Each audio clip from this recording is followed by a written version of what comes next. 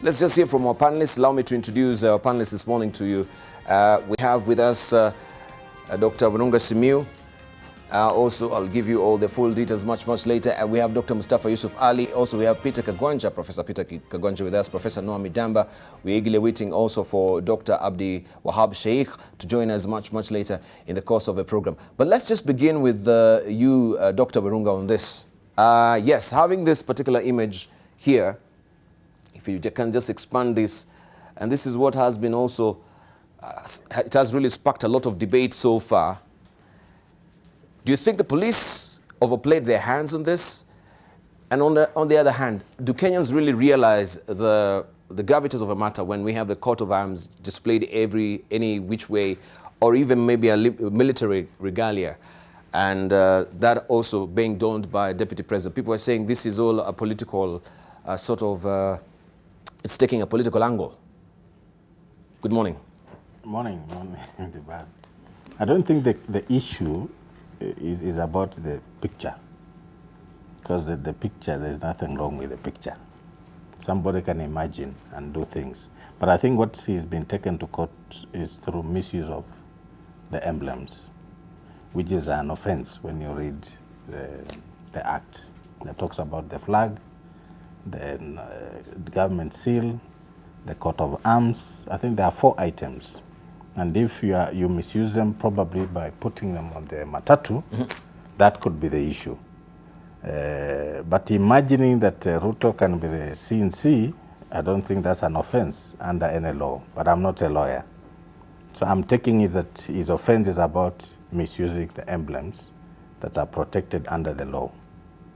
And it says that anybody misusing or, I don't know what they mean by misusing, the emblems of the country is an offense under the law. You can be fined 5,000. But we've seen many flags also, graffiti of the flags on many matatus, many places. That's what I'm saying. Yes.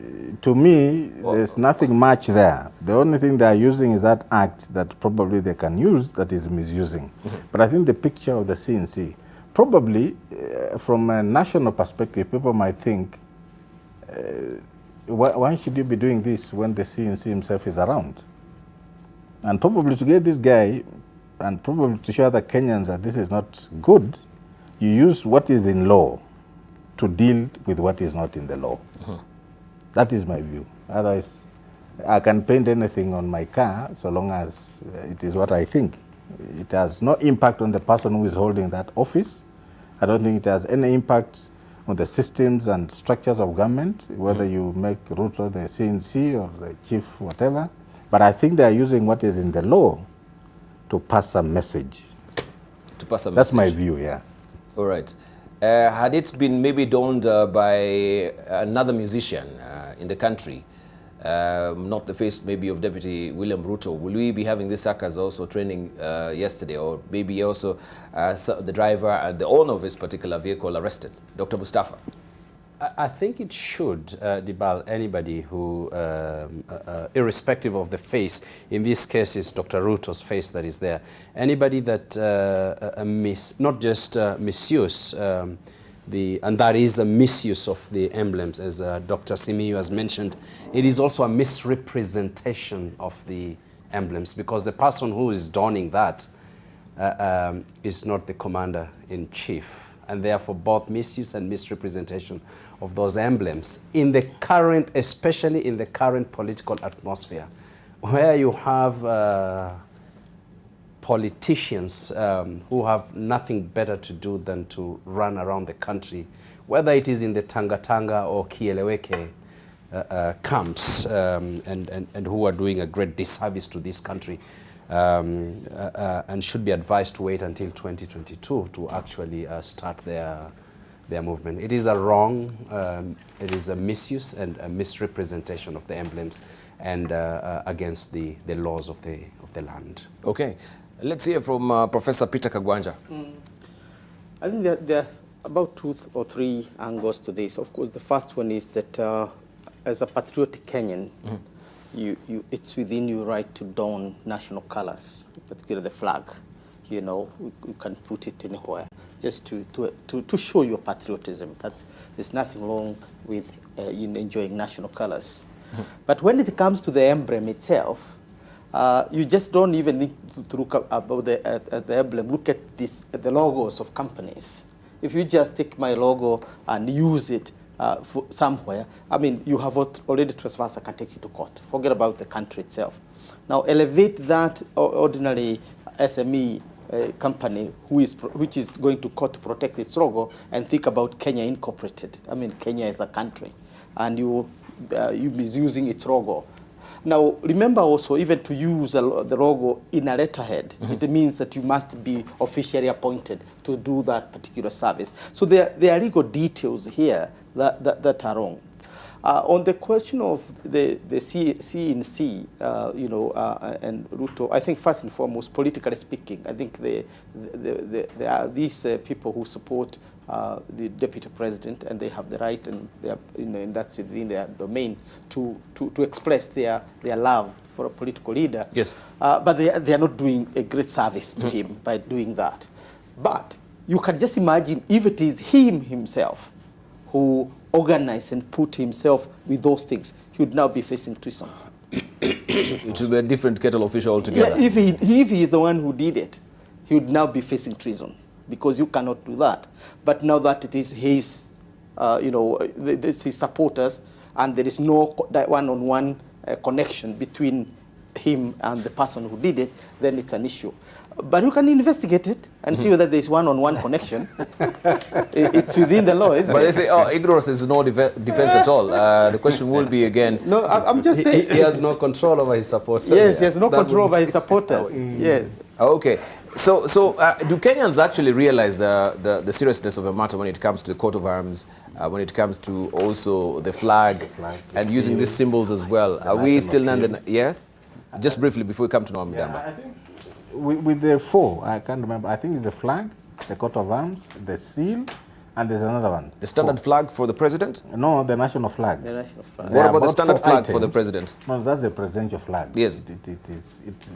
They choose their colors the way they want. But what is contained in the law are 4 items. I've forgotten the 4th one. But I know it's the national seal, the coat of arms, the national flag, and another item. Those ones are protected by the law. And anytime you use them in a manner that the government feels you are misusing them, then you face certain fines. But I also think, Professor, it can also be dealt under impersonation. If he was involved, then that would be impersonation. Yeah. But I think in terms of a person who is just thinking that he loves this man, they'll use something else apart from what he has done on the car. Okay. Noam Damba. The ball, we can play games, we can play jokes, we can do everything. For instance, Captain, my friend Dr. Werunga is today a Maasai chief. There is nothing wrong with, and he looked good in it, But anyone in the country that can push the envelope to that level need to think twice and return, because we need to respect our division and responsibility. Commander-in-chief is a very serious thing. You don't pretend or play with it. There is only one person at one point, at one time in any country that can don that see and see thing. And like my colleague said, the person who's trying to help Dr. Ruto is not helping him by doing that kind of thing. He's not helping him by doing that kind of thing, but he might be helping by actually giving him some prominence and expediency with this particular... now we're actually talking about it. Why I'm supporting Professor here, that is one of the positions in government that has no deputy. There's no delegation. There's no delegation at all? There's no delegation. It is just a commander-in-chief. If he's not in the country, the deputy does not represent him. Yeah. So that's how serious that position is. Yeah. So I think people playing around, Professor Kagwanja said, you are not doing a service to the deputy president. Because there's a reason why that position and appointment is not delegated. It is one person at one time, every time we have a president in this country. So anybody who goes around, I think, misusing that kind of thing, I don't know what law, I'm not a lawyer, but I think there's something you can still deal with that fellow because it is wrong. Yeah. I think there is, I would not bother with the young man, Mucharia, because I think we started this. You take the president in his military regalia and you put him in a car, in a matatu, in a public space. You see a lot of this at the back. This young man might be ignorant. He might not even be knowing that it's a crime to do that. He's simply expressing a political idea.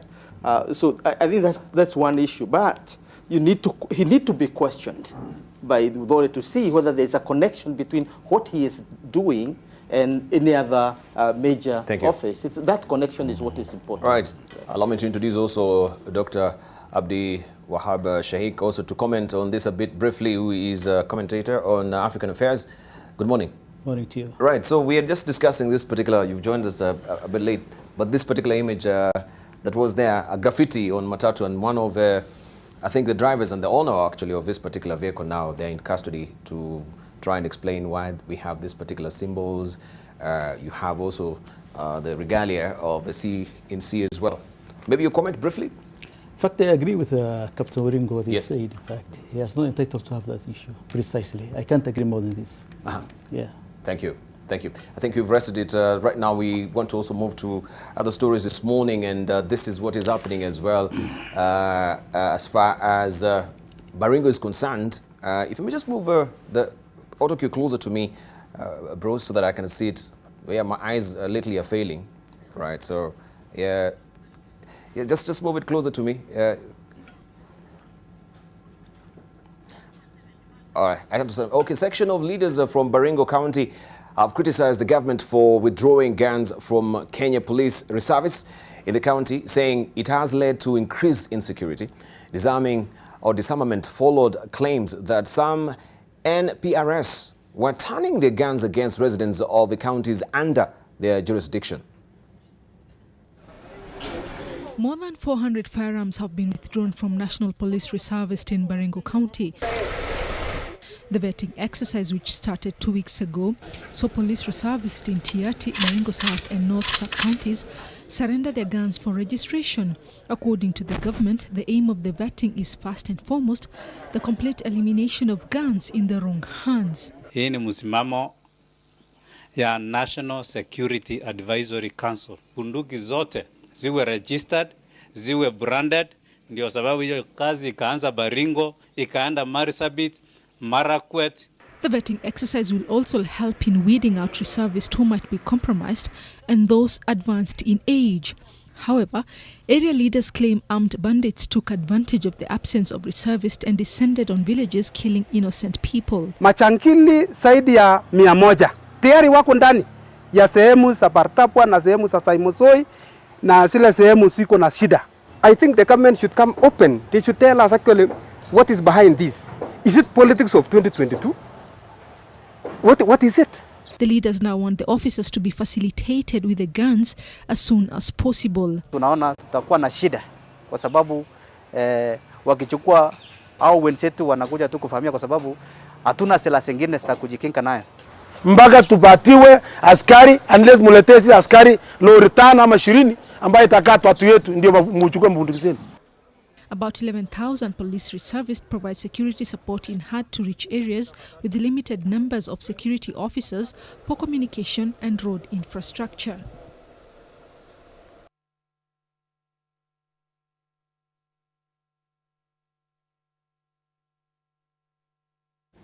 So this has really sparked a lot of debate lately as far as the reservists are concerned, and organ ownership. We saw many of them yesterday also filing up to try and get registered. So it's alarming that we had also the police spokesman yesterday saying that since I think since independence, of course we've never had technology where records are being digitized, things are being digitized right now.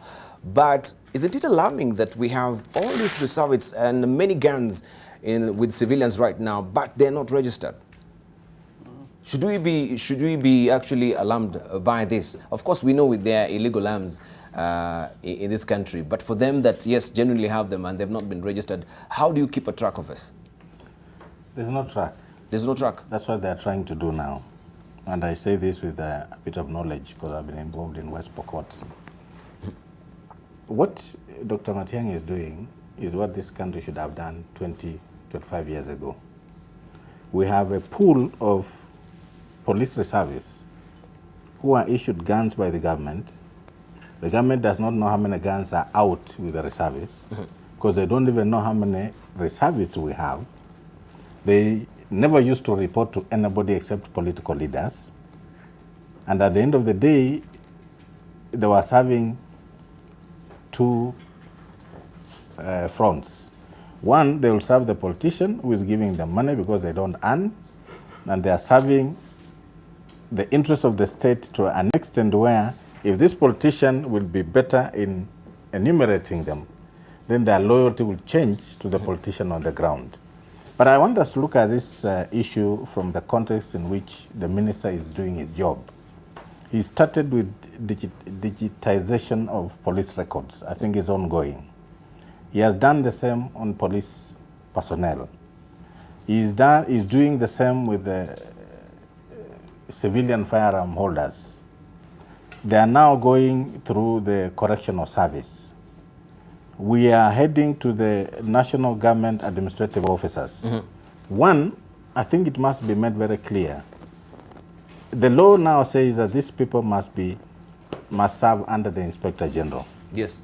The Inspector General must train them, must have their data, will deploy them.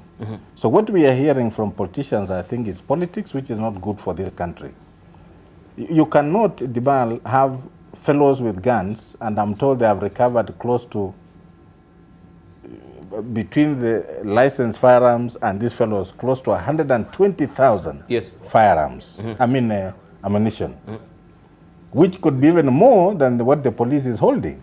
So essentially, this country was keeping a militia, and thanks to God that we have not gone into any civil disturbance, because these are people who had enough ammunition to cause a lot of chaos in this country. And my belief is that whatever the minister is doing, and always, as I say,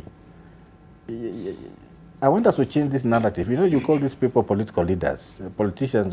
To me, they are not political leaders. These are fellows holding political positions. Yes. Because they don't expose any leadership in what they do.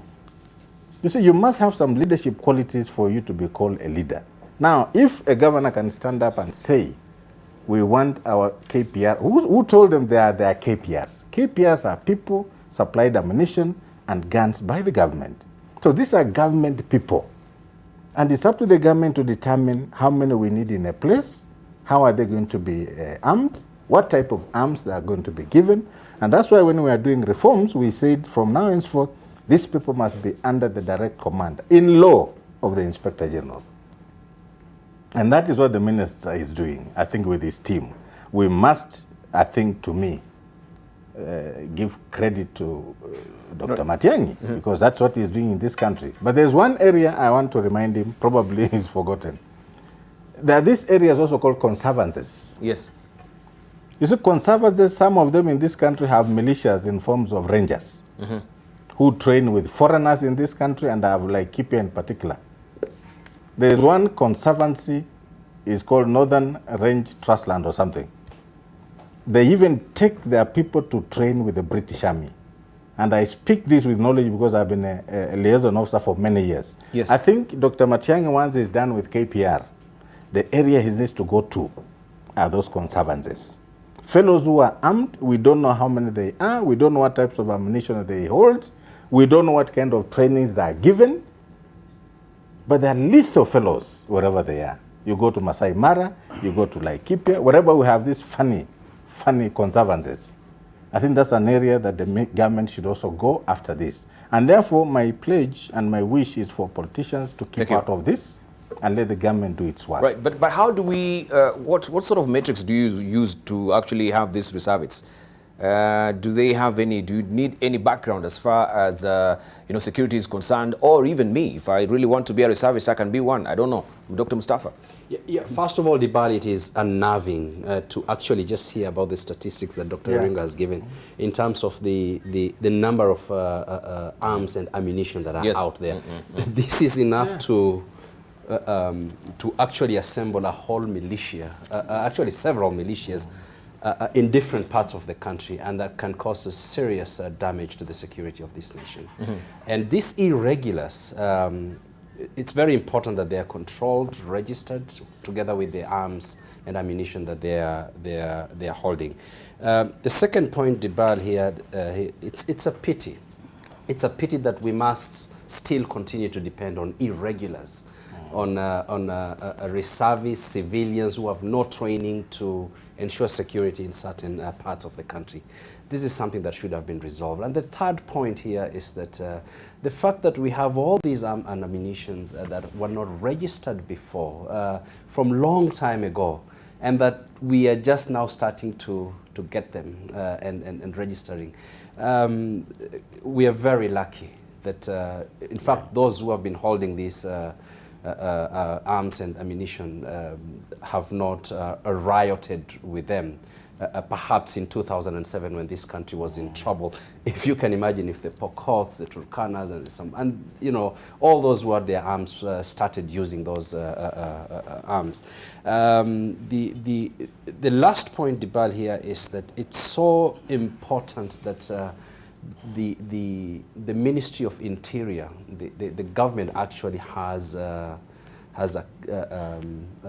an inventory of what is out there. And I guess this is what Matiang'i is doing that should have been done a long time ago. And lastly, Dibal, security is not in having a gun or carrying a firearm. Security is shared. Security is something that all of us have got to be. Somebody else's vulnerability should be my concern, and we should know that that vulnerability that a Pokot, to Samburu, to Kano, or anybody has is actually a source of my own insecurity. Right.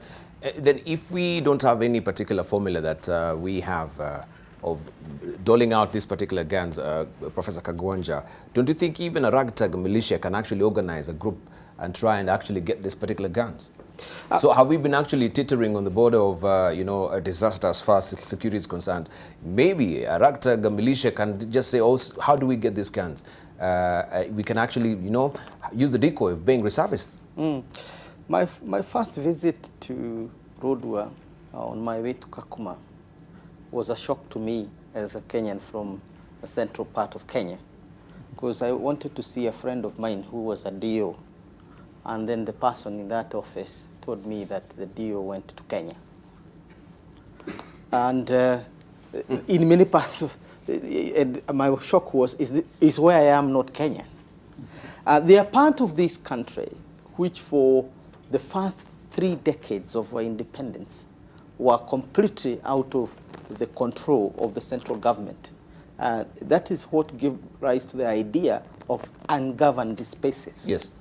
And in those ungoverned spaces, what you see Matiang'i trying to do is basically to assert the authority of central government or in those areas, so that we don't talk about parts of our country in past tense or in absence. That's one point. He's just tackling one, as Werunga said, just the tip of the iceberg, which is what the guns the government controls, and the people who wield the guns at the behest of the state in order to do a job for the state. He has not started talking about the proliferation of arms. By the way, even the guns that are being registered are so inferior that the local people are wondering what this ban is doing. They are registering very inferior guns. These guys are having guns that are coming from Ethiopia, from Somalia, from the remains of Idi Amin's super military. They are all flowing from West Pokot, Turkana, Samburu, or going all the way to Madera and Wajir and Garissa. So that belt down to Tana River is is the new frontier that Kenya needs to deal with. And we can congratulate the minister for starting the work but just to warn him that the work is deeper. From statistics, if you look at the international small arms surveys that have been done, I mean, the amount of arms given by the government is just less than 1/100th of the amount of guns in those areas. Yes. The problem, again, is not the gun. The gun is a walking stick. It's like a walking stick. It's the flow of ammunition itself, the bullets. You are told that the balance of power in the North Rift, particularly between the Turkana, the Pokot, and the Samburu, yes, it's not about the guns. Everybody has a gun. It's about the supply of bullets. Can you shoot non-stop the whole night to keep the raiders away? Because the moment you halt your guns, they come for you. So it is basically controlling also the flow of ammunition. The flow of ammunition. Yeah, because a gun by itself without a bullet is a good walking stick. A very beautiful walking stick. Right. Abdi Dawar? In fact, Kenya KBR was established in 1948. Almost 60 years down the line, we are expecting, in fact, everywhere and every locality should be a policeman, unfortunately. So since 1968, we've never had... 1948, we've never had any credible registry. Services. In addition to that, my colleagues are talking about what they call West Bokor, Turkana, those areas. But if you go to northern part of the country's west, for instance, you know, some of the members of the KBR, are they loyal to the state, or are they loyal to what you call the clans they came from? For instance, whenever inter-clan conflict occurs, they side with their own clans. So, in addition to that, even the ammunition and the guns they are getting, they are supplying from Ethiopia. Even they are more, you know, they have sophisticated weapons. Even more sophisticated than even the police and the military itself. Sometimes it's an organized militia. So there's a conflict of loyalty. Are they loyal to the state, or are they loyal to the clans they came from, or tribes they came from? So in northern part of the country is havoc. I was doing some research some time back in Marsabit, when the inter-clan conflict in fact was the highest. Some of the police reservists, they are, you know, publicly, you know, siding with the clans. They are fooling what they call the conflict itself. So I think it's a good idea if, you know, the minister, Dr. Mutiangi, started, you know, what they call taking the stocks. Okay. Yeah. Taking the stock. But you raise a good question. Are they really loyal to their clans, or they're loyal to the state? And this is where I was asking this question. How then do we you know, make that particular grid where they're passing through, so that we know these are actually loyal to the state and not loyal to the clans? What is the metrics? What is the criteria? Is it done any willy-nilly? You know, any person can actually come, as I said, I can show up myself and then I become a reservist. How do you know how loyal I will be to the state, or you know, from where I'm coming from? Initially, they are, in fact, they have to maintain the law and order in the area. There is a lot of inter-clan conflict and intercommunal conflict in northern part of the country. But unfortunately, when the inter-clan conflict, for instance, you know, they start now siding with their own tribes. So in that particular sense, you see this person is not loyal to the state, but is loyal to the clan itself. So when they are recruiting what you call such kind of people, for instance, we have to be very careful. Thank you. You know, normally, and I will advise them if they can, you know, at least, you know, train them and give them some training before even, you know, they give to ammunitions. Otherwise, you know, are we safe in that part of the country or not? It's a $1 million question. Right. Yeah. Let's hear from Professor Nomi Damba. Dubal, I respect Captain Werunga enumeration of what is expected, what the law is, and what really need to happen here. And Professor Kagwanja indicated there is nothing wrong with the gun. I happen to believe that one day we will have citizen right to bear arms. What's wrong is what you do with that gun. And what is wrong is unregistered firearm, which is out of control. And therefore, Matiang'i is doing the right thing by making sure that every arm that we have has registration. I can, for instance, in America, Dubal, if I have my enterprise, I will hire police, regular police, to help patrol and control at their time. But these are professional people with registered arm. So anytime you shoot, there is a record. There is a purpose of why you're doing that. What is going on here is just registration of arms, and taking those arms out is not solving the problem. But we still have other The answers problem within. is the root cause of the problem. It's the lifestyle of the people who are using cattle for marriage and everything. And dry area, when it is dry, people are dying. When it is raining, there is a flood, that kind of thing. That's what we need to deal with. And then secure the entire country so that there is no arms that are spreading out. There is no militia that are out there serving the interests of either their clans or a group of people without serving the interest of the general. Okay? Right. Peter Kagwanji, you had something to say before we take a short break. Yeah, I just wanted to draw this distinction between crime and civil conflict. And in that case, it is the judgment of the good judgment of the government that should be determined. Because if you arm people in civil areas of civil conflict, where we have what Dr. Ali is talking about, the clans fighting against clans, then that is not helpful. You are basically complicating the situation. The creation of the reservist is primarily targeting criminals or crime, the way we know it, banditry, cattle rustling and such. But the dynamics of cattle rustling itself is a cultural phenomenon.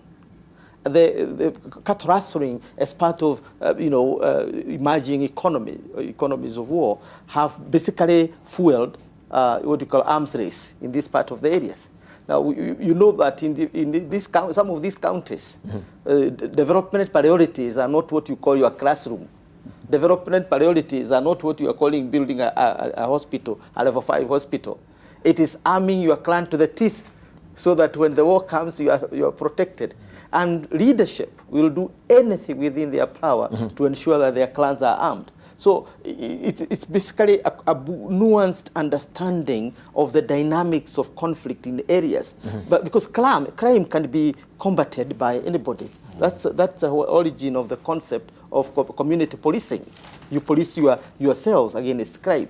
But civil conflict, particularly involving clans, does not require reservists to be there. Right. Because one way or the other, they will take sides. Okay. Should we take a short break right now? Or I just wanted to exhaust this briefly. I can see just straining at the list because we've got like a minute to go. You tell us, Werunga, then we close this chapter. When we come back, we want to see the Kenya-Somalia tough diplomacy that is still ongoing. Briefly, let's hear from Werunga. Yeah, I think it's also good to understand the context in which these fellows were appointed. One, they were chosen by their own people.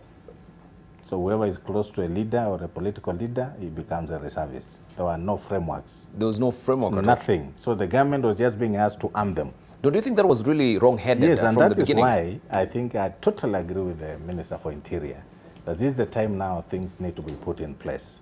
That already from that start point was wrong. And we've had it for over 45 years. The essence of these fellows was to cover where the police could not get to because we didn't have enough police officers. But then it's been going on for a long time until cattle rustling became robbery with violence. And we've perpetuated that thing, imagining that police reservists are going to assist communities. They become part and parcel of the problem. Because when this tribe comes to steal, they're the same guys who are being used to run after the cattle and kill those who have stolen, not arrest them. You never hear of police service arresting these fellows. So that is the problem I think the government is dealing with, and we need to support it so that this country has some order in our national security architecture and systems. Right, thank you. Yeah. We want to take a short break, of course, and this was actually the story. Government does not know how many weapons it has issued in the last 50 years, it says here at the Daily Nation on Monday. Armed men could turn into militia, become a big internal security threat. Security chiefs believe unregistered guns could be source of insecurity. And if you didn't have this copy of the Daily Nation Monday, You can grab a copy to just read all these stories that we've been discussing this morning.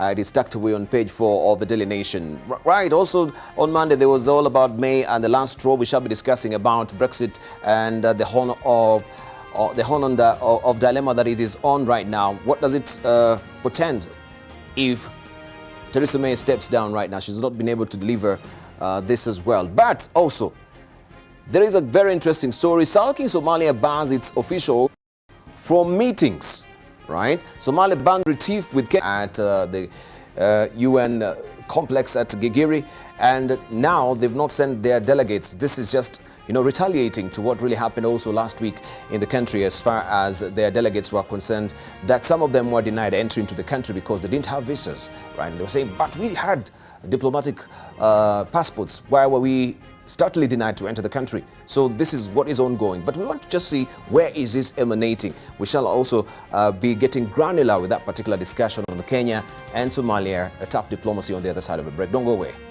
Dispute that is ongoing and is at the International Court of Justice at The Hague. Remember last week also we began this particular studies, but we want to get granular this morning and see where is it headed to and what does it portend for Kenya and Somalia so far. Now they've not allowed even the delegates to really come into the country and attend the first UN Habitat Assembly at Gigiri complex, which is ongoing until the 31st. This just showcases how this matter is serious and needs to be addressed. So we have the scholars here this morning, and we want to hear from them as far as this is concerned.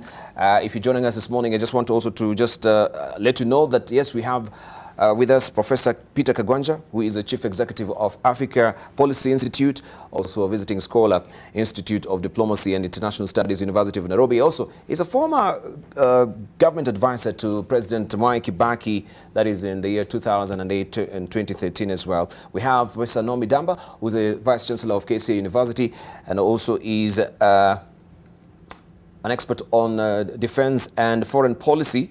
Also, we have with us Dr. Mustafa Yusuf Ali, who is a conflict and resolution and national security expert as well.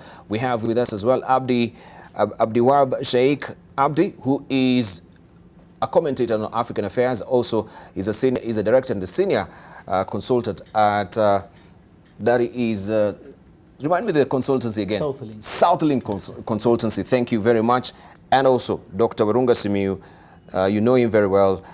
He is Director of East African Institute of Security Studies. We continue with the conversation pace. Now we have Dr. Mustafa, who's at the other side of the studio with a flip chart or a flipboard. He wants actually to take us through this particular railway. It began especially Kismayo and the maritime border. We shall also be showing you some of the graphics from our touchscreen as well.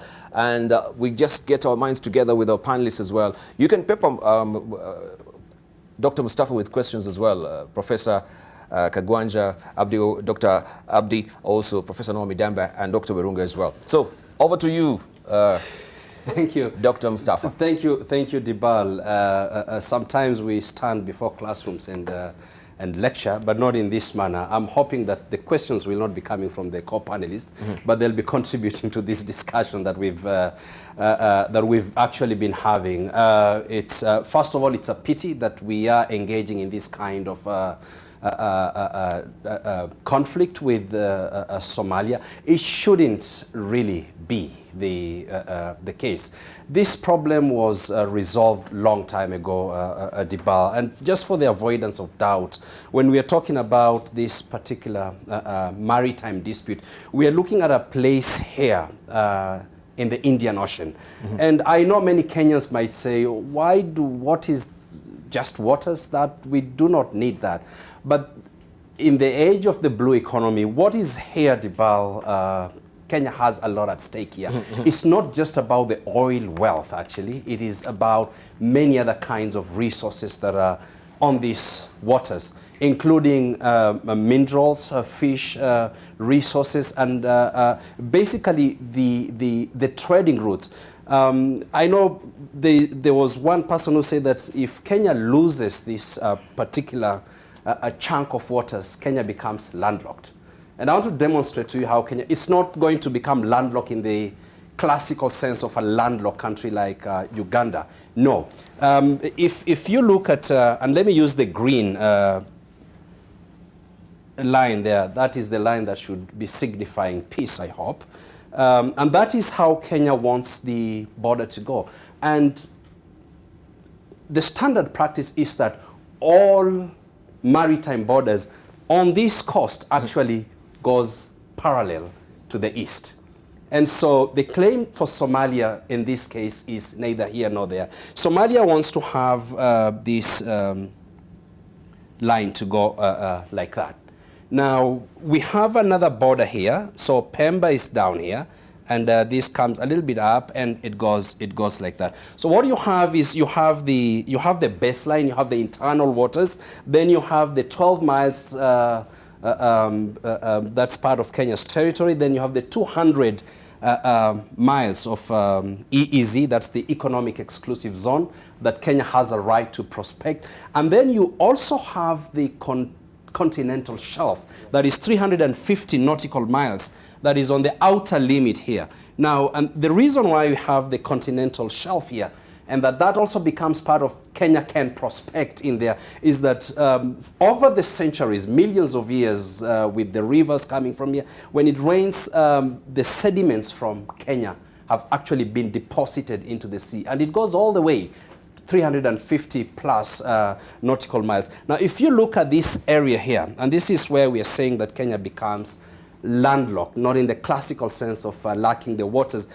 If this waters is given to Somalia, then any ship that is coming to the port of Mombasa will have to pass through Somalia waters and will need to seek permission from Somalia and Tanzania to actually get into the country.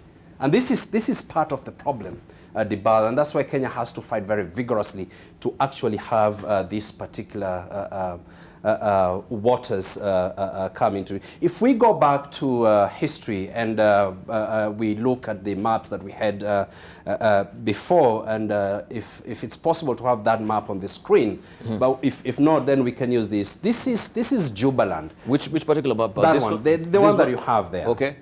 Okay. This is Jubaland. This used to be part of Kenya pre-1924, and after the Anglo-Italian treaty, what happened is that the Germans and the Ottoman were losing the war, and at that time the Italians were on the side of the Germans, and Britain, France, they had won the war, and to compensate Italy for actually leaving that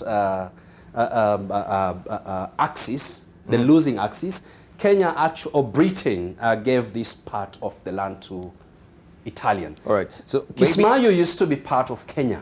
Okay. And today, if you go to Kismayu, you'll actually find many fishermen there speaking Kiswahili. The language there actually is Kiswahili. But come 1963, or rather 1924, the Anglo-Italian treaty, Britain decided that this Jubaland should be part of Somalia for their own arrangement. In 1963, Kenya got independence, and many other African countries were gaining independence around that time. In the wisdom of the African Union, they decided that we should retain the colonial borders as they were. And the wisdom behind that was to avoid skirmishes, to avoid, so many wars that were going to be fought on account of borders. And Kenya agreed to have that. And at that time, this border was actually delineated. 1958 all the way to 1979 with the United Nations Convention on the Laws of the Sea, UNCLOS 1, 2, and 3 came into being. This is the time the international community was grappling with how to actually deal with the oceans before people or countries or states go in and fight over sea resources. And in 1979, the Presidential Proclamation number 1, yes, by at that time it was Daniel Arap Moi, proclaimed that the Kenya's border runs parallel. And this was done again in 2005. Professor Kaganjo, you are the advisor in President Kibaki's government at that time. Another presidential proclamation was issued proclaiming that Kenya's border runs parallel to the east. In 2009, of course, we started having issues. Somalia took Kenya to the ICJ, and that is where we are today. Dibal, what is here? There are two mountains here, actually, Yes. in the sea. And what Somalia, if we can have another, there's another Map there. map that shows the oil blocks. The oil blocks, I'm trying to sort it out. But, yeah? but if you don't, it's Yeah, okay. so- I'll explain. The gradient, based on the seismic surveys, and here is the problem. Based on the seismic surveys that have been carried out, the gradient of this place is actually going down towards Kenya. And since there is oil resources here, all the way, if Kenya is going to drill, Somalia fears that because the gradient is going towards Kenya, that the oil will just be flowing towards Kenya. In the same manner that, the gradient in Iraq, Kuwait was actually. And this is why actually Iraq went to war in Kuwait, because the gradient there, Kuwait was, oil resource is actually lower than Iraq. So when it's drilling, oil is just seeping through from Iraq and going there. This is part of the problem, Dibal. In terms of the diplomatic tiff that has been created, I actually saw a Somalia minister at the UN Habitat meeting the other day. I attended one of the sessions, so I'm not too sure about this. It's up there in the media, but also, some of the diplomats have been taken back. But some are here actually attending the meeting. I met one when I attended the UN Habitat. And these are unnecessary. We shouldn't really be going in that direction, because if we do, then this is going to be a problem. Somalia, Kenya does not even at the moment do not have the wherewithal to actually prospect for this. It will take time. All right. And the amount of resources that are going to be expended in this conflict is enormous. What is the solution? Come back to the negotiating table. Somalia and Kenya should address this issue bilaterally through a negotiation. Going to the ICJ is going to complicate this issue, because whatever decision is going to be issued by ICJ, I'm not too sure that either Somalia or Kenya is going to abide by whatever decision is going to be, a verdict is going to be given by ICJ, as we have seen in many other cases where such kind of decisions are just shunted aside. Okay. All right, maybe I should just also put it to the panel. They can actually pepper you with some questions if they have, or suggestions or contributions so far on this development. Okay. Abdi, Let me just clarify a few issues. I wish you have a Somali map, if you have on the Somali map on the screen. Okay. Yes. Just proceed. Okay. Anyway, let me proceed. Let me proceed. As I'm trying to get the Somali map. Dr. Mustafa, Does this help? This is entire. Well, that's a very old map. That will not help Abdul Wahab, because that's the map pre-1924 when Jubaland was part of Kenya. Oh, yeah. Let me tell you about Dr. Mustafa. Somalia has a longest coastline in Africa. That's right. London Conference, what Somalia they are doing, what do you call? They are not auctioning any blocks. There's 202 blocks. But it was a data assessment and data sharing. From Hobyo to Kismayu, it's 56 blocks. Out of the 56 blocks, only 3 blocks are in dispute with Kenya. The rest, they are not in dispute. The other issue is, according to assessment we have, data we have, factual data we have, some of them they carry out during the Siad Barre regime, the military regime, way back early 1980s. Some of them is early 1960s.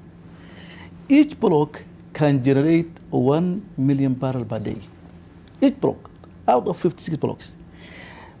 56 blocks, each one can generate 1 billion barrels per day, which means Somalia can generate $24 billion per year.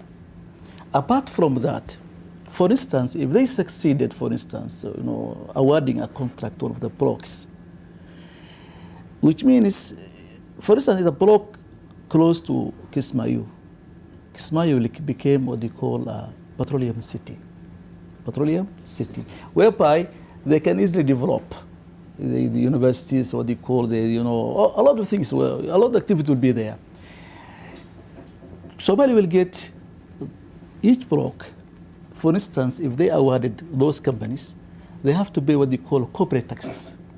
Put together, they will get a $40 billion per year, which means is that that's budget of America for 4 years. But unfortunately, the Gulf states, together some other countries, they don't want right now, to explore such kind of things because of Somalia. They don't want to officially become member of the OPEC member. That's one issue. That's why they are creating a tension among the neighboring states. The Arab states, they are creating this tension between Somalis and the neighbor and Kenya. Specifically, I have a lot of evidence about these issues. What the area in dispute, Captain Wiringo, is only 100 kilometers square. No, it's true. It's true. 100 kilometers square. It's only 3 blocks. That 3 blocks, Somalia and Kenya can come together and discuss the issue, resolve once and for all. Again, right now, the parliament, Somali parliament has passed, a motion of the Petroleum Act, which they are going to auction very soon. But the area in conflict, they are not even willing to auction it. They're not even to touch it until the Kenya and Somalia come together, resolve the issue once and for all. So these are oil blocks 231, 232. It's not a bigger. It's not a big. 234. Yes. I think 230. 4 oil blocks. I think 3 to 4. But let me tell you one thing. The issue is not Somalia itself. The Kenyan concern is, even those who are in power today in Mogadishu, they have dual nationalities. Farmajo is American citizen. What do you call the foreign minister is a Canadian. Prime minister is a Norwegian. So, issue is not Kenya and Somalia, Basi. These two communities are brothers and sisters. They live side by side for a long time. If the oil and gas can cause a problem, then we forget it. We don't want oil and gas. The regional stability and peace is more important than what they call oil and gas. That's right. That's one issue. Secondly, what I'm going to advise my brother, my government, Kenya, go into soft diplomacy. Sometimes we are exaggerating the entire things. Kenya will never be a landlocked. Take it from me. You can take it to the bank. Don't be a landlocked. That's what I can tell you. This problem, in fact, the media and some politicians are exaggerating it because for the personal gains. But the two communities, they have no problem. The level of integration between Somalis and Kenya is huge. In addition to, let me finish it with the ball. Very important point, I'm raising it. The other issue is, if you look at the relationship between Somalia and Kenya, it's better than even the relationship between Kenya and Tanzania, Kenya and Uganda. The Mira traders can generate 1.3 billion per year.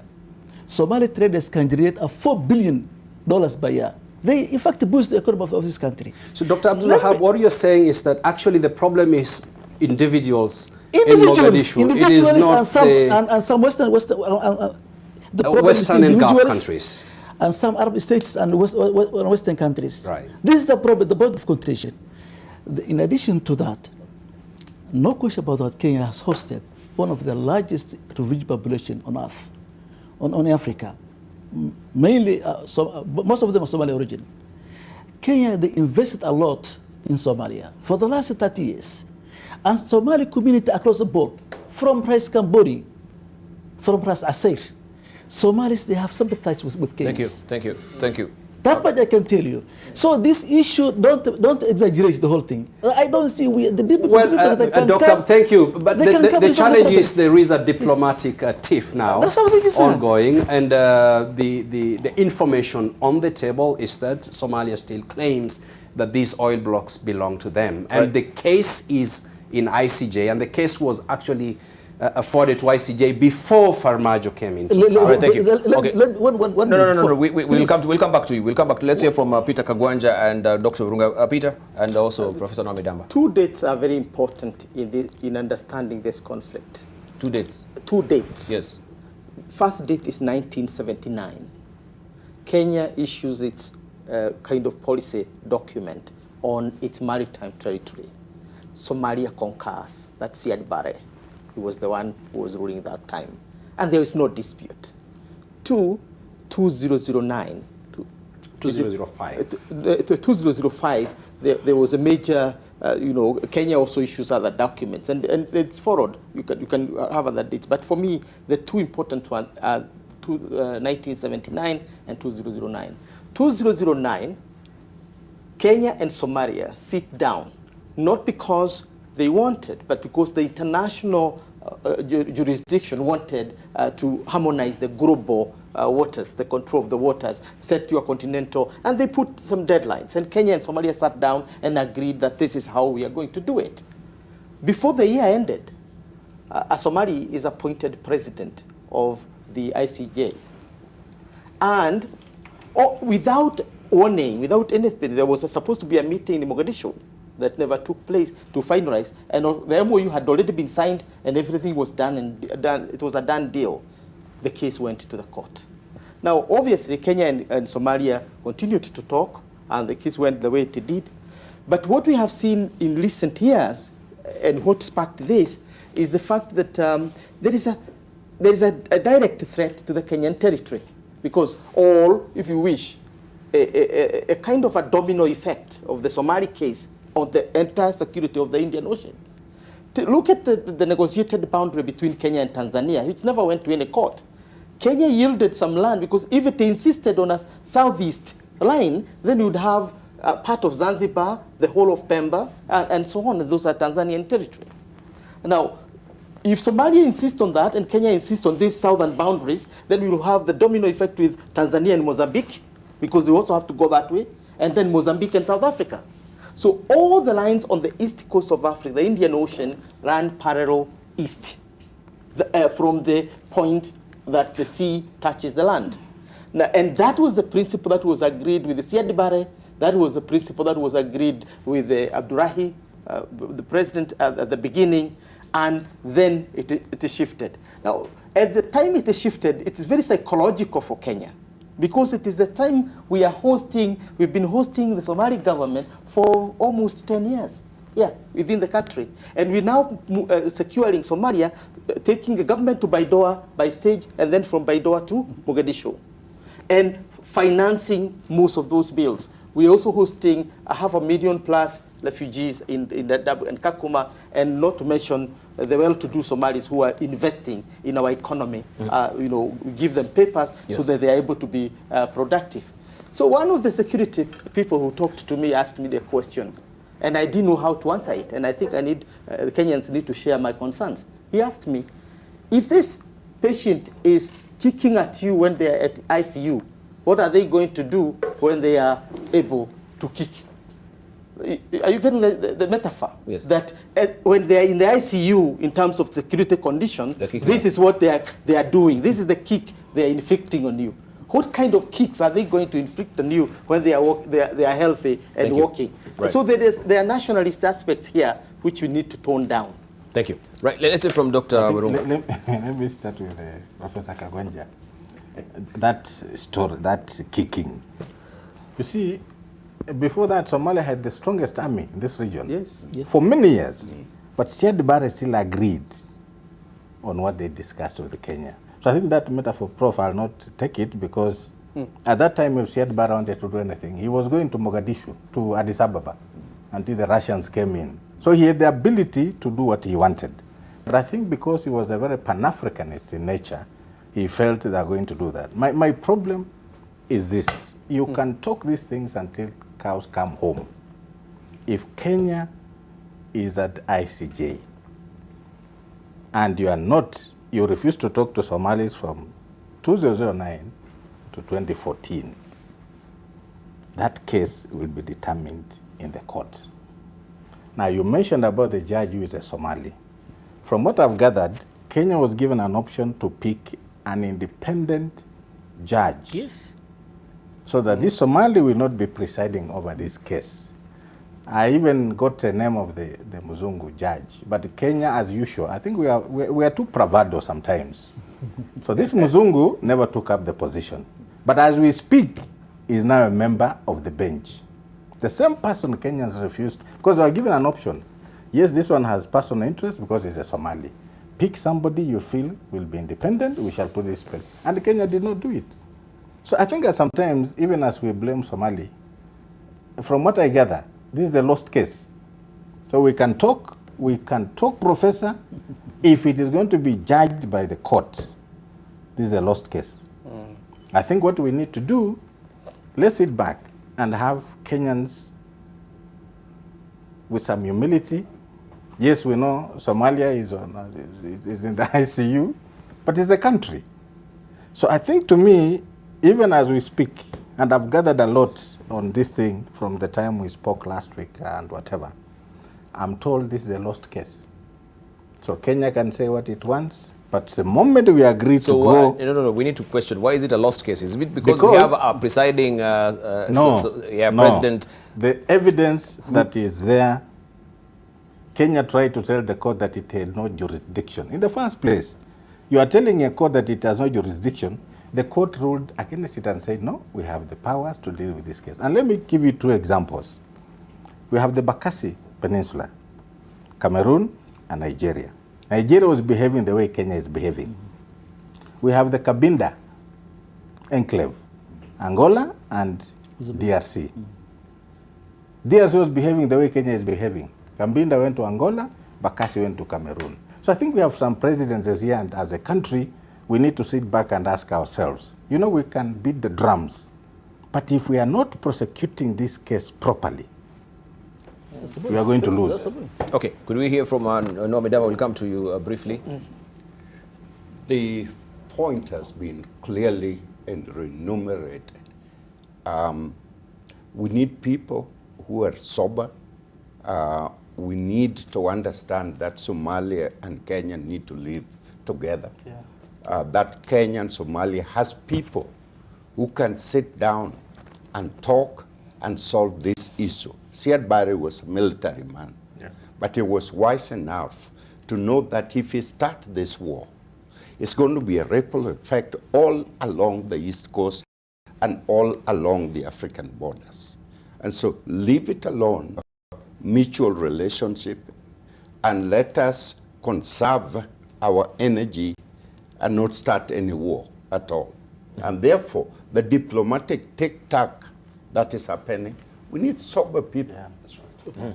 Right. We need people with wisdom to manage a very sensitive situation. Thank you, Nomidama.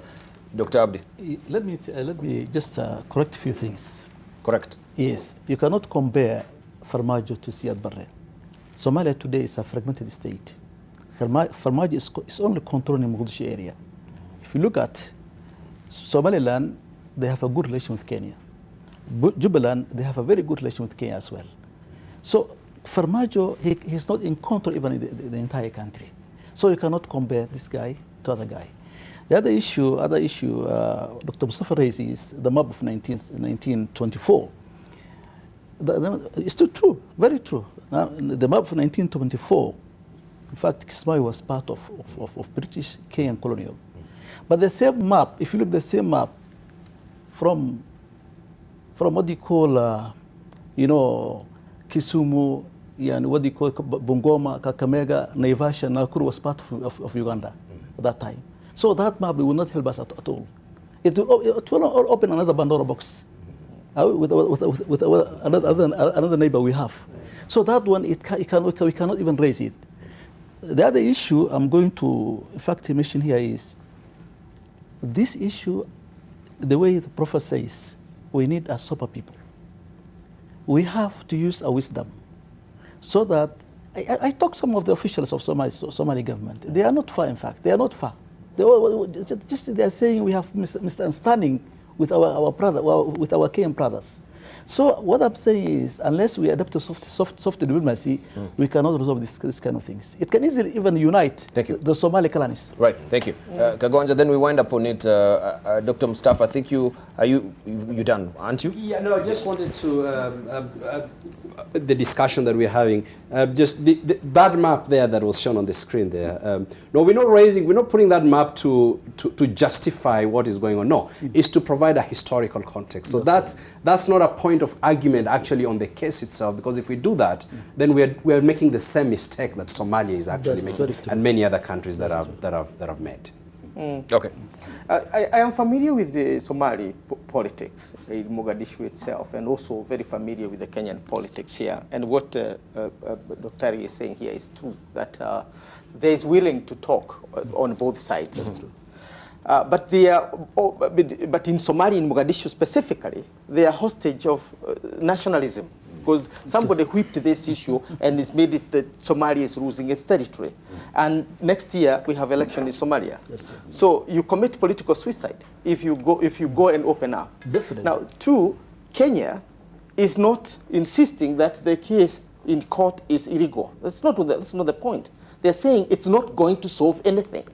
Now, what they are saying is, can we, one, either postpone this case until the elections in Somalia and everything are done so that we can deal with it, or put it in court for 2 years so that we have internal negotiations, then we can register a kind of an understanding in court, because that is always around. You can negotiate.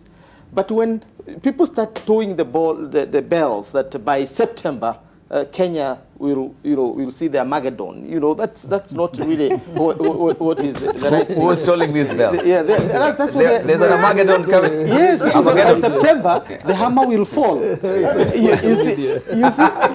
Who is tolling? Dr. Warunga is tolling the bells. So it's all over social media. Okay.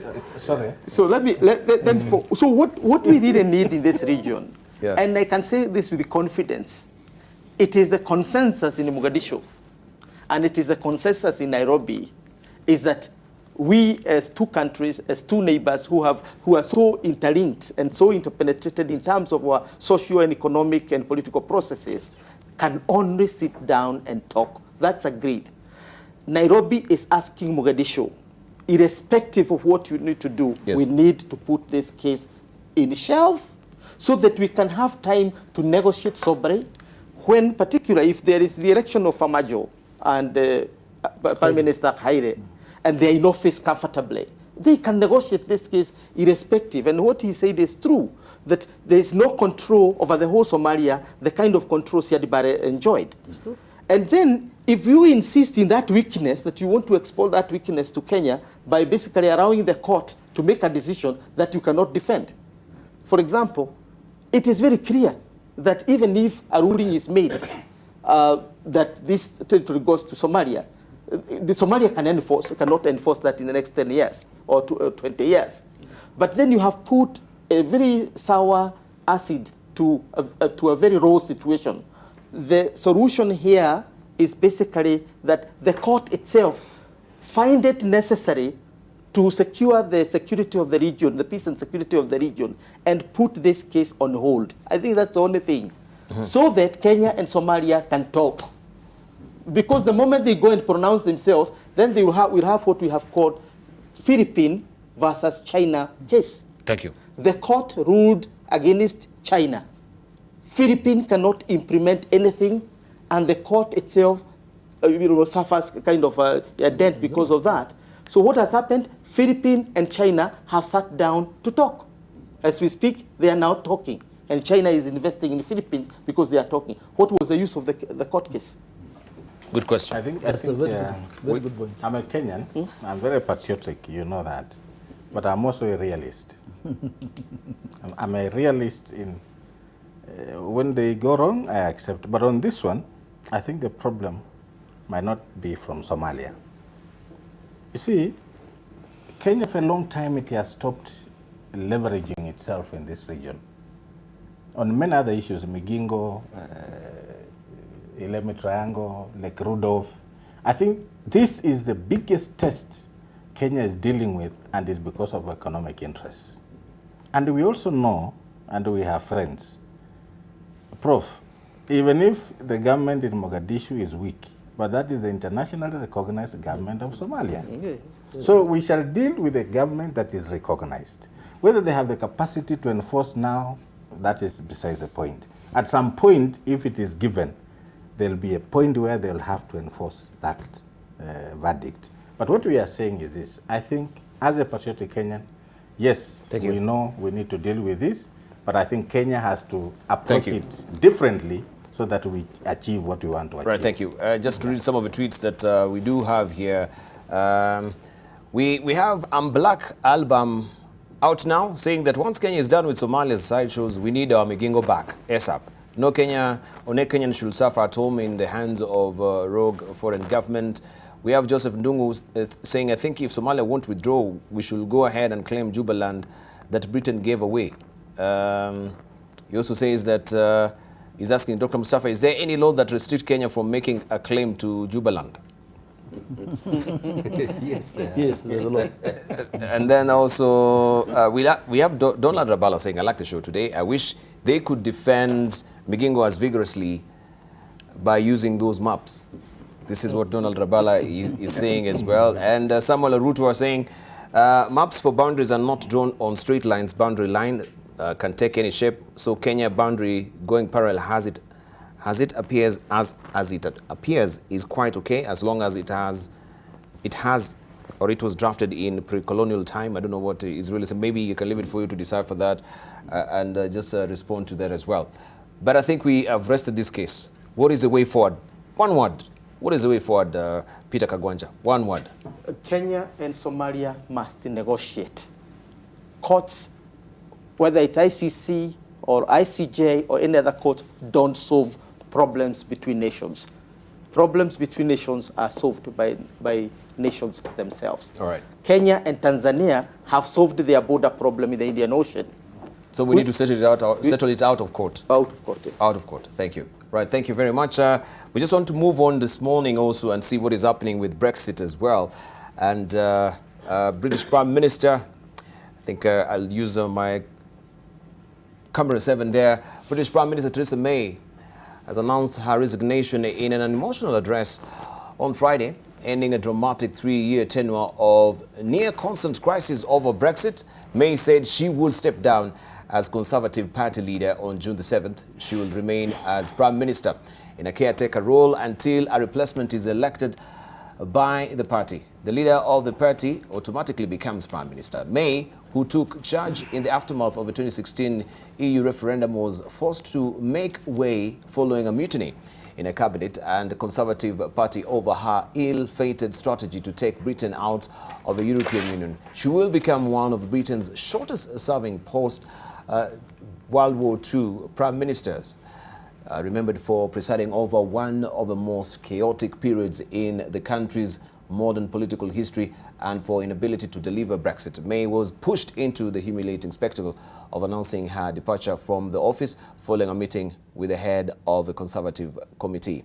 It was right to persevere, even when the odds against success seemed high.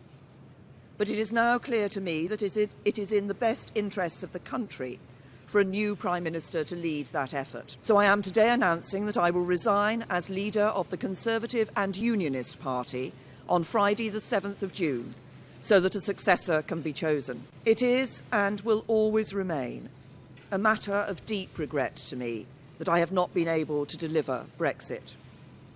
It will be for my successor to seek a way forward that honours the result of the referendum.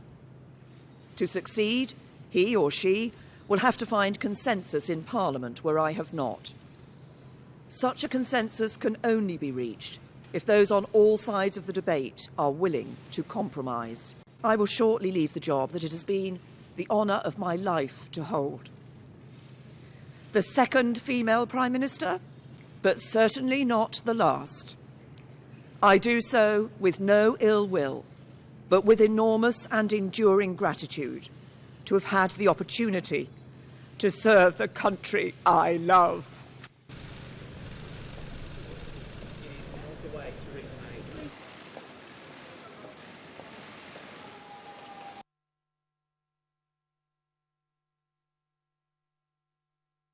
I feel badly for Teresa. I like her very much. She's a good woman. She worked very hard. She's very strong.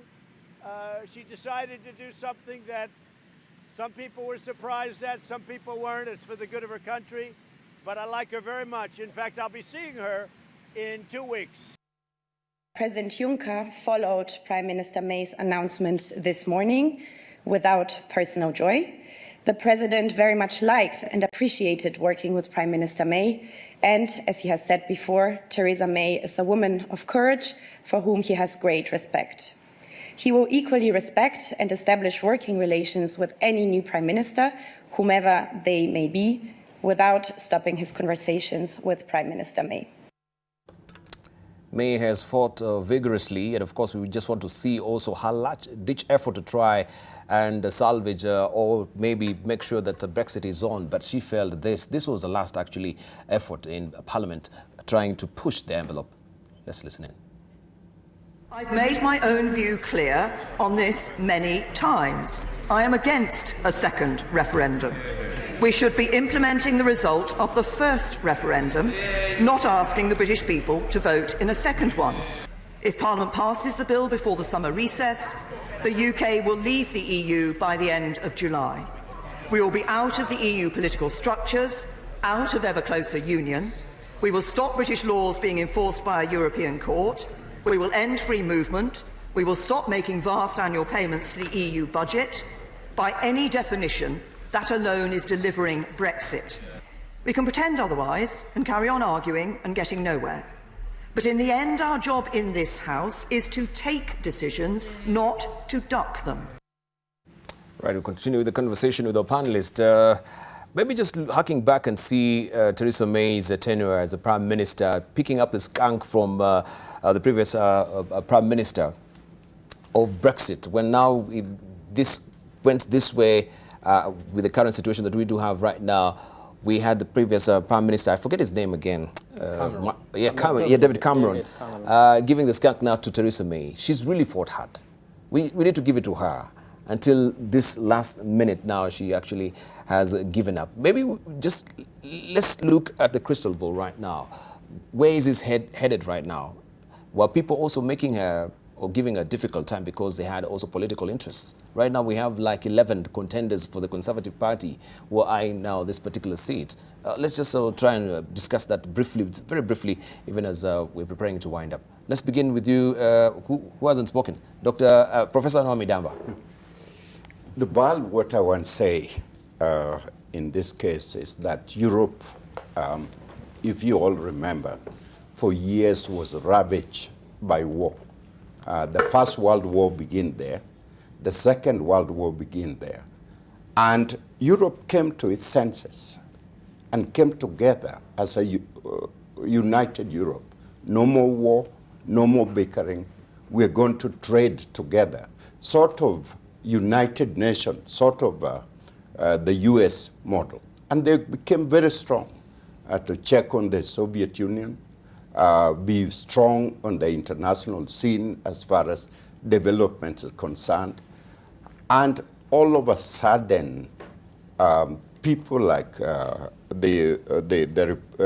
this Conservative Party came on the scene, and the party is taken over by people like Boris Johnson, extremist, the same type of person like Bolton in America. And the idea of taking England out of Europe became a reality. And people were asleep. They thought, oh no, this won't happen. But it happened. All the people were quiet and now up. They're ready to vote. They're ready to bring England back into the umbrella of United Europe. And Europe, England cannot be the great, what they used to call it, colonial, that the sun will never set. The sun set long time ago. And they cannot recover what they have lost. So there is only two, and let me say one thing about the Prime Minister. The Prime Minister is not Margaret Thatcher. She cannot manage, she cannot lead the country like Margaret Thatcher did. You like her or you don't like her. But she's serving in a very different epic of time altogether. You cannot judge her. Difficult time calls for extraordinary leadership. Nobody can tell me that 20 years ago was much more easier than it is now. They never had Brexit then. Well, that's not the point. There was war. They had the World War. Winston Churchill managed a Second World War. So the point to what I'm trying to say here, there are only two things left. One, but the dynamics are very different. We cannot compare the World War II with Brexit and Margaret Thatcher. They never had the Brexit. The point, the Auckland War the point is she cannot manage. She has demonstrated completely that she cannot manage that. There are only two options, Deba. One is to have a clear election in England, so that whether it is Conservative or Labour Party, to give give a new picture of leadership, reaffirm the leadership, and that leadership need to take Brexit out. Thank you. And go to a second referendum. Thank you. To decide on the future. Peter Kagwanja. I think we need to give credit to Madam Theresa May, the Prime Minister. I have never seen a stronger leader in Britain than May because of the circumstances. She was elected for a specific reason. Among the Conservatives, she was the most rational. She's the most sober. And they thought that she's going to persuade the others to allow Britain to have a friendly, soft break with the European Union, rather than what they're calling the hard Brexit. So the choice has been between the hard Brexit, which is driven by populism, isolationism, protectionism, and anti-migration policies. Margaret Thatcher, Madam May was not identified with that within her Conservative. She was for soft Brexit. Negotiate with the European Union. Let us save the jobs. Let us secure European security generally and global security at large. And let us also safeguard the interests of Britain in the world. The hard Brexit followers like Boris Johnson, who is going to come in, are going to talk about building the Greater Britain, possibly within the realm of the Commonwealth. 54 countries that were once, the British colonies and so on. This is what we are talking about. And I think it is the whip that you have seen with May is the whip of the world, because we don't know what happens after this, in the sense that populism is emboldened. Isolationism is emboldened. Protectionism is emboldened. Hard nationalism is emboldened. And what, therefore, we want to see is who is going to imagine Britain and why are they going to steer Britain? Because ultimately, we are going to see hard Brexit taking place here. Right, Dr. Mustafa. Yeah, Dibal, first of all, Theresa May is a brave woman, and she's had to really undergo and try and midwife a situation that was almost too impossible, based on the kind of mobilization that nationalist right wings within the British political system, like Nigel Farage and Boris Johnson, have actually been mobilizing. Remember, Theresa May was actually not she wanted Britain to remain, actually. Yeah. But just because she was a rational leader, the Conservatives thought that she would ensure that Britain goes through the path of a soft Brexiteering rather than a hard Brexiteering. She has failed in doing that because she believed in consensus and to try and bring the entire Britain and to deal with that issue in a sober manner. I don't think Nigel Farage, Boris Johnson are going to do that. They will not go back to what Professor Midaba is saying, those glorious days of the empire. It is impossible, and they need to focus on working with others. Right. Dr. Werunga. She's a failure. See, at the end of the day, what have you produced? What have you given Britain? Nothing. Yes, she has done all these things we are talking, but at the end of the day, she failed. But so she in was the history of she was Britain, not given the attendant support. In the history of Britain, the attendant support, yeah. Let me just finish. In the history of Britain, she'll be recorded as one of the most because let me tell you this. No, let me just finish. You see, Dibal, as a prime minister, you've taken a position of leadership. So it is expected that you must also have the capacity to negotiate and convince. She failed even in her own party. She failed the Labour. She failed the Liberal Democrats. At the end of the day, she achieved nothing. She went to Brussels, I think, 15 times. She got nothing except the extension from March to, I think, July. She's a failure. That is Theresa May for you. Abdi, Dr. Abdi, let's hear lastly from you. Okay. Yeah, and UK was originally to leave on 29th of March. Yes. But unfortunately, as Captain Hurungu says, she's a failure, to be honest with you.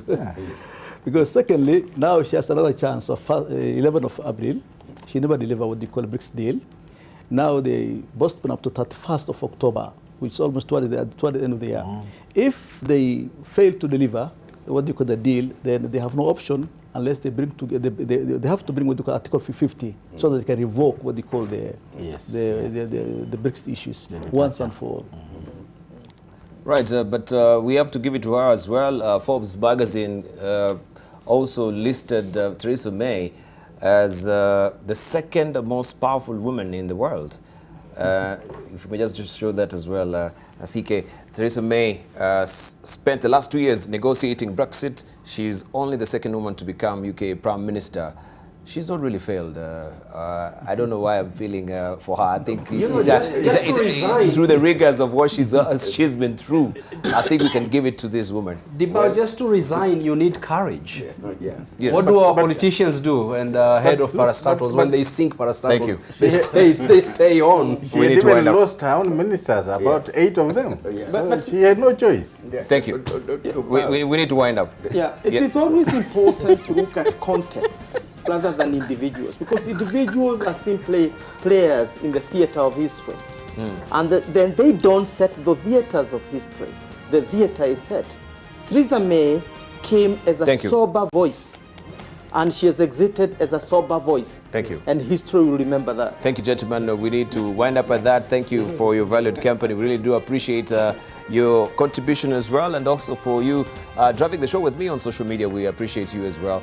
I know we've not exhaustively also discussed issues to do with police, but we shall do that next week as well, continuing with also the graduates who are complaining that, yes, some of the agreements that were made were not, they have not been effected so far. We shall try and also secure an audience with the chair of the National Police Service Commission here next week to discuss that matter as well. Thank you for your valued company. My name is Dibala Nia. Living This is up next.